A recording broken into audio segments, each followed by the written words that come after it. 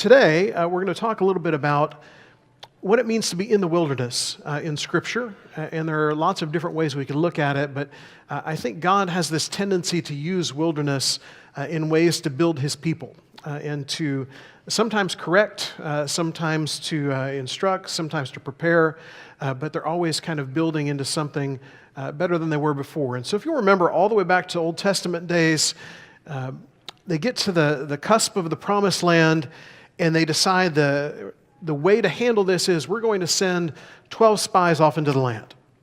And they're going to spend some time there and tell us what it is that we're up against. So you have this covert mission going on. It's all the intrigue. It's like a Tom Clancy novel all of a sudden. And all these guys they're going into the Promised Land to see what's there. And what they find is this incredible place, but they also find what seems to be kind of a formidable foe, at least most of them.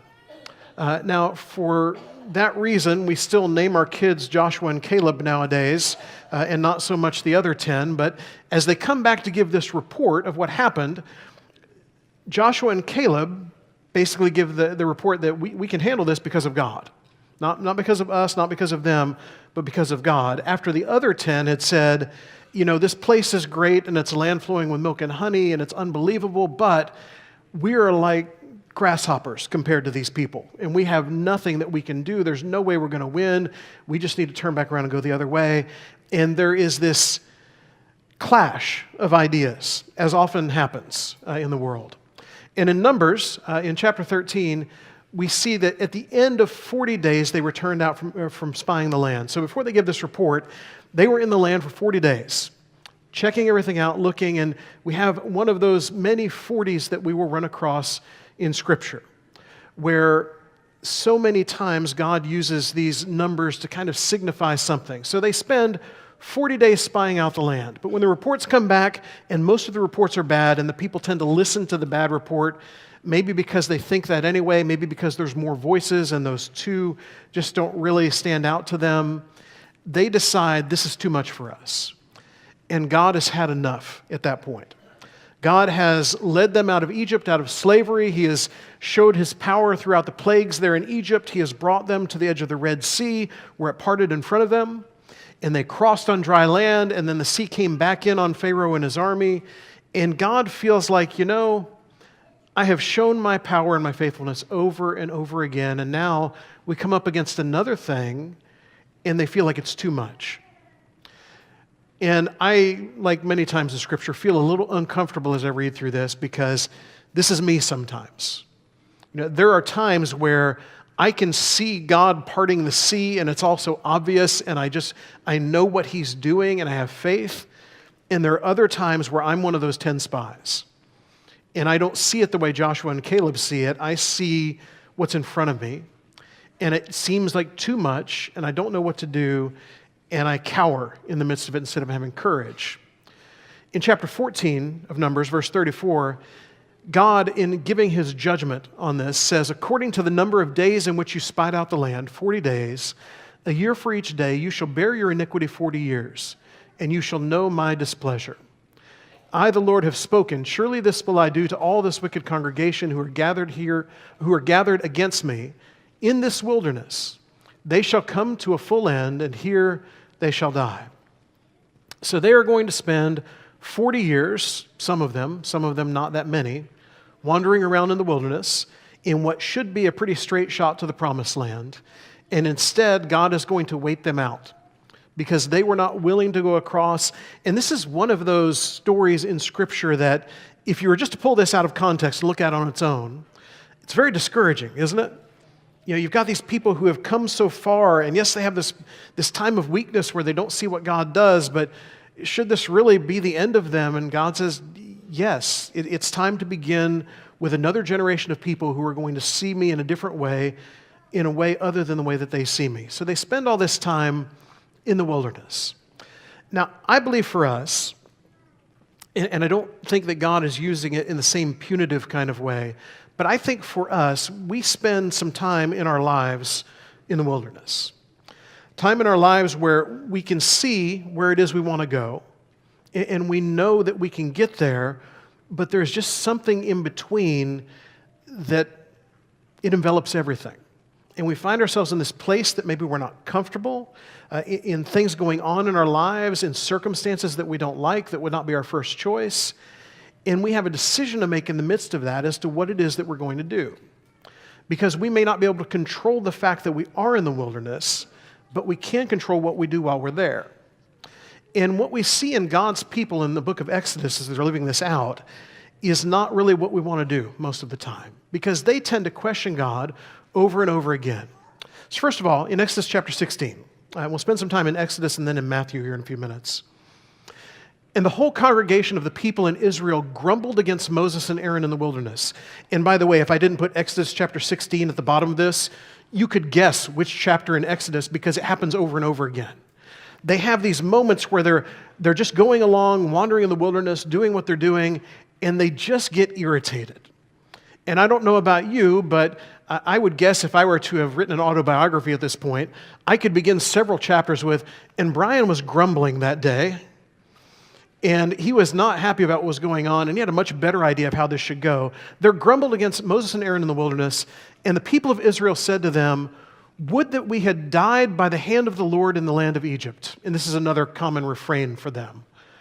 "When we sat by the meat pots and ate bread to the full, for you have brought us out into this wilderness to kill this whole assembly with hunger." Remember how great it was when we had all this food, and we were slaves, by the way, but we had all this food and these meat pots and everything that we needed, and you have brought us out here to die of hunger. God's people at this moment are overcome by hunger. And I don't want to diminish what they feel. I imagine they really are hungry. We've probably all had those days, especially days like this where you find yourself physically doing a lot of walking and a lot of movement and a lot of work, and you get to the end of the day and you're hungry. And day after day of that is they're maybe scavenging for food at this point. And so they are just so overcome by hunger, they can't think about anything else. And we have a tendency at times to get so overcome by one thing or another that we can't focus on things of God because we are so focused in on whatever this is. If you are struggling financially, sometimes it's hard to see what God is doing because you are so honed in on how am I going to pay these bills. If you're struggling with your health, sometimes it's hard to focus in on God because you're just thinking about getting to the next day or how you feel or the pain. If you're struggling with your family and relationships, sometimes it's hard to see God because all you can see is that struggle that's right in front of you. And for them here, they struggle with hunger. And these are people that should see what God has done, and yet they don't see God, they see hunger. And what we learn here in the rest of this chapter, in chapter 16, is that God then provides for them manna, which is something no one had ever heard of to this point, but God provides food that just appears for them.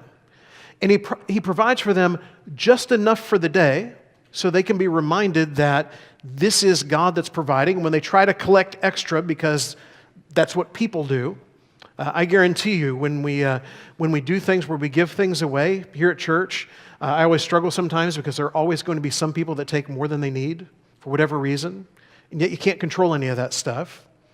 God's people had the same struggle here. They went out and they gathered all of this stuff, and they found that what they gathered beyond their day's needs was just a mess of worms and everything else the next day, and they need to listen to God.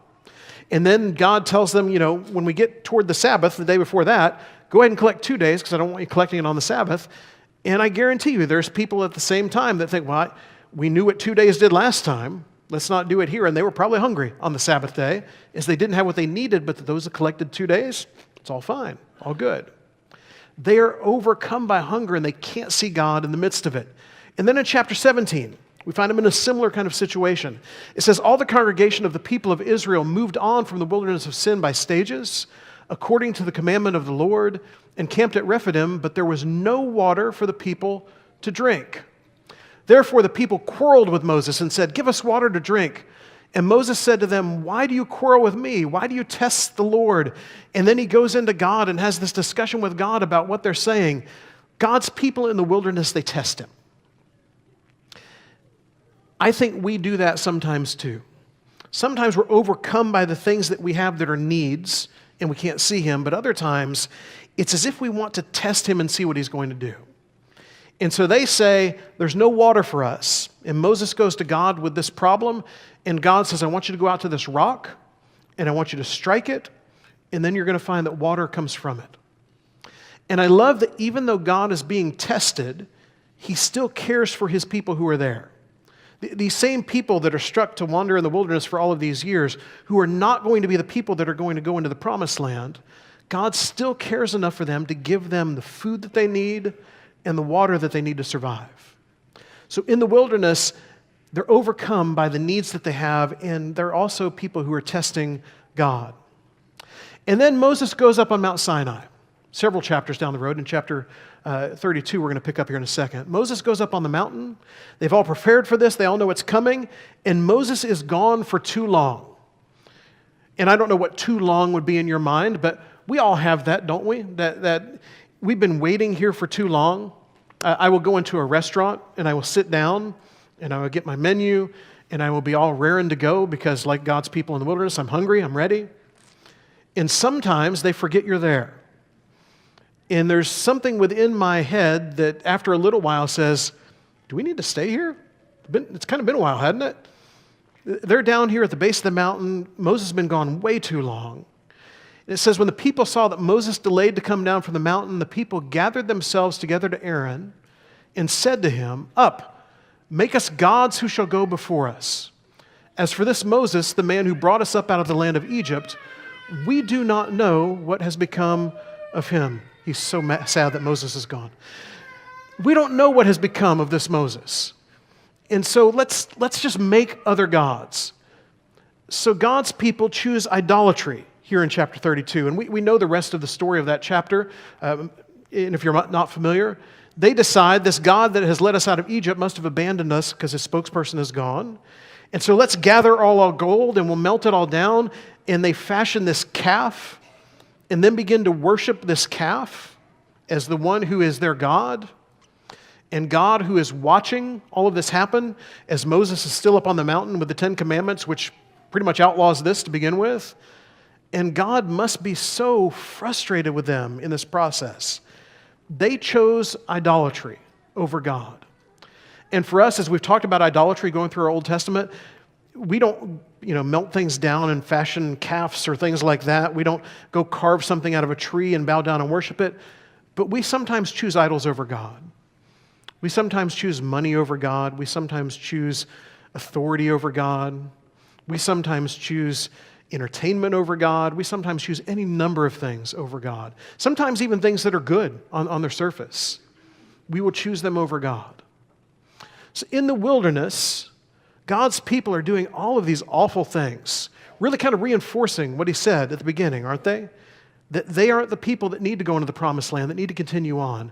But in the New Testament, we find Jesus in the wilderness in a very similar kind of story with a very different kind of reaction. So in Matthew chapter 4, verses 1 and 2, it says that Jesus was led by the Spirit into the wilderness to be tempted by the devil. And after fasting 40 days and 40 nights, he was hungry. So we find another of those 40 moments here. Jesus spends 40 days in preparation. I don't know how much we prepare for the things of God. And I don't say this to guilt you because I am right there with you sometimes along the way too. How much preparation did you do to be here this morning? For a lot of you, it was probably just a lot of snooze button. If you still have an old style alarm clock or the snooze thing on your phone if you have that. For some of you with little kids, it was just wrangling all morning, trying to get everybody here. Some of you with babies, you probably got as far as the door and they decided that was the time to test the diaper. You had to turn around and go back, fix everything again. We have all this stuff going on in our lives. We don't spend a lot of time in preparation, do we? And not just Sunday, because Sunday is not the only day for that, but are we preparing for what God will do in us? Are we preparing for what God can do through our church? Jesus spends 40 days, led by the Spirit, by the way, into the wilderness in preparation for what's going to come. And then in verse 3 it says this, and the tempter came and said to him, if you are the Son of God, command these stones to become loaves of bread. But he answered, it is written, man shall not live by bread alone, but by every word that comes from the mouth of God. So back in Exodus chapter 16, God's people were hungry, and they're overcome by that hunger. Here he tempts Jesus to make these stones into bread, which if he can rain manna from heaven, he can make stones into bread. But Jesus finds sustenance in God and his word. Even though he is overcome by hunger, and he's got to be, he's been fasting for 40 days, he knows that food is not as important as God. And for us, I don't know what we put in that blank, but there are a lot of things that we have convinced ourselves are more important than God. We would never say it that way. We would never make that a statement of belief of some kind, but in the way that we live, the things that we do, and what we are concerned about, we are saying that those things are more important than God. And Jesus, in this moment of temptation, says, man shall not live by bread alone. He knows that God sustains, not bread, not the things of this life.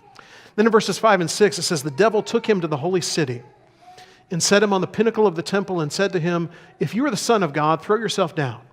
For it is written, he will command his angels concerning you, and on their hands they will bear you up, lest you strike your foot against a stone. So it's even been written, and the devil now quoting scripture to Jesus, that this is what's going to happen if you throw yourself down. And Jesus said to him, again it is written, you shall not put the Lord your God to the test. God's people, back in Old Testament days in Exodus chapter 13, when they're thirsty, they put God to the test. Jesus has no need to test him because he knows who he is. He knows what he has done. And if we're going to be honest here, so do we. We may not know God in the same way that Jesus does, and we don't have that same relationship within the Trinity that he does, but we do know who God is and what he has done because he's told us, and he has shown us. And he's shown us through Scripture and the things we know of the past, and he's shown us in our own lives what he does. We don't have to test God. God has already risen above the test. We know who he is and what he does. Then in verse 8, it says that again the devil took him to a very high mountain and showed him all the kingdoms of the world and their glory. And he said to him, all these I will give you if you will fall down and worship me. And then Jesus said to him, begone, Satan, for it is written, you shall worship the Lord your God, and him alone, him only shall you serve. Then the devil left him, and behold, angels came and were ministering to him. Back in Exodus chapter 32, when Moses is on the mountain, God's people choose idolatry. They choose to fashion their own God and serve it. Jesus chooses God alone. He doesn't need to have all this authority over earth that the devil is planning to give to him because he knows that all authority is going to be his in the end. He chooses to serve God and God alone. And for each of us, we have that same choice today. Are we going to serve all of the other things that we want to serve? Are we going to be putting our focus on all of the other places that we put our focus? Or are we going to choose God and choose to serve him alone? And I want you to notice that the answers that came to Jesus in Matthew chapter 4 are all answers that came from the wilderness. The answers he gave in his wilderness came from their wilderness. In the book of Deuteronomy, all of those quotes that you see are a reaction to all of these times where God's people chose something other than God. And Jesus knows the answer is there, and it's God every time. So this morning, as we bring this together, what are some lessons we can learn from the wilderness? And I think these apply to God's people that were back in the book of Exodus and Numbers, and Jesus already knows these things but puts them on display, but we can learn them in our wilderness as well. First of all, prepare for the wilderness. If you have not run into the wilderness yet, you're going to. Something is going to come along in your life that is unplanned, that takes longer than you want it to, that's not where you want to be, not what you want to be experiencing, and prepare for that now. Be ready for it now. I mentioned when we started about I have this habit now of gathering the tools. I like to change the oil in our cars. I don't know if like is the right word, but I change the oil in our cars. I'm cheap. It's cheaper that way. We have a tornado shelter that I've mentioned to you before in our garage. It's like my own oil pit. I go down there, change the oil, and I have learned along the way, I get tired of walking up and down the stairs. And so I lay all the tools out there right within reach where there will be. And if ever I forget something, what you will hear from the bottom of my oil change pit in my garage is, then I will walk up the stairs and I will go get what it is I forgot. Prepare. And it's so easy for us to think of preparing for things in this world because we know that's how it works. But are we preparing for our own wilderness? If you run into a time where life is getting difficult, are you prepared as Jesus was with the words of Scripture that apply to that? Because I guarantee you they're here. Whatever it is you're going through, there is something in here that speaks to it. Are you preparing yourself?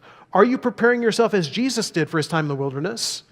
I'm not suggesting 40 days of fasting today, don't hear me wrong. But are we praying regularly for the things that we want God to do in us, for the concerns that we have? Are we fasting from time to time? I wouldn't start with 40 days, by the way, but are there things we're doing to remember who God is and what he does and show him that we are taking that seriously? So first of all, prepare for your wilderness. Secondly, learn from the wilderness. Learn from the wilderness. When we are going through the things that we go through, are we different coming out on the other side? Does it change us somehow? Does God change us through those experiences? Because I believe we see God doing that over and over again in Scripture. As people go through struggles, as people go through difficulties and they rely on him, people learn from those situations and they are more godly after they are over. And third, remember that God provides in the wilderness. Jesus states it through those things he quotes from Deuteronomy. His people back in Exodus and Numbers live it out. Even though they frustrate him, even though they don't have faith, he's providing manna, he's providing quail, he's providing water. They have shoes that last for 40 years for some reason. None of ours do that. He provides at every turn for them because he loves them and cares for them. This morning, I don't know if you're in the wilderness right now, but I do know that if you are there, that we are here as a church family to walk alongside you in that and to help you however we can. If you are not there, I hope you will be preparing for that so that you can be ready when it comes your way. This morning, if you have never followed Jesus, you can follow him today. You can become a child of his. That can become your primary identity as a child of God. You can be baptized into him, and your life can be different coming out of the wilderness of where you've been. Or if you find yourself in that wilderness needing to come back to him, you serve a God who loves you and wants desperately for you to be back with him. If there's some way we can help you this morning, you can go to one of our elders in the back or up here to the front as together we stand and sing.